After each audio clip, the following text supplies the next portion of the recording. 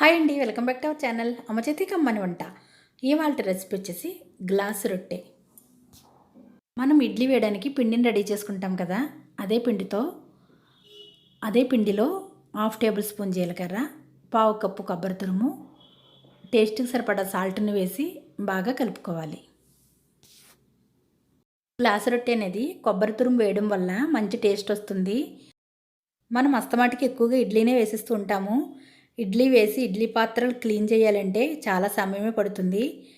ఇడ్లీ పిండితోనే ఈ విధంగా చాలా సింపుల్గా టేస్టీగా గ్లాస్ రొట్టెని వేసుకుంటే చాలా బాగుంటుంది.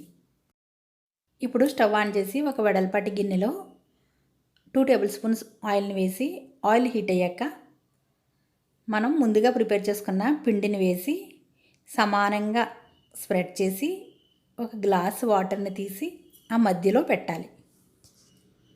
మనం గిన్నెలో ఆయిల్ వేసేటప్పుడు గిన్నెంతటికి ఆయిల్ని అప్లై చేయాలి. అలా అప్లై చేయడం వల్ల రొట్టె తీసేటప్పుడు ఈజీగా వచ్చేస్తుంది.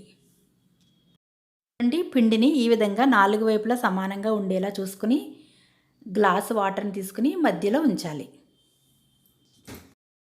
పైన మూత ఉంచి ఫ్లేమ్ని లో ఫ్లేమ్లో ఉంచి ఉడికించుకోవాలి.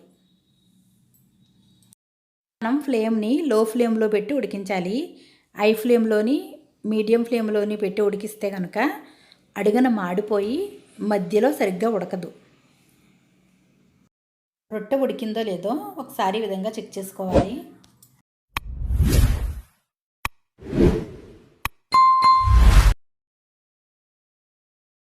ఆల్మోస్ట్ ఉడికిపోయింది. పైన గ్లాస్ తీసి మూత పెట్టేసి అలానే ఉంచేసేయండి.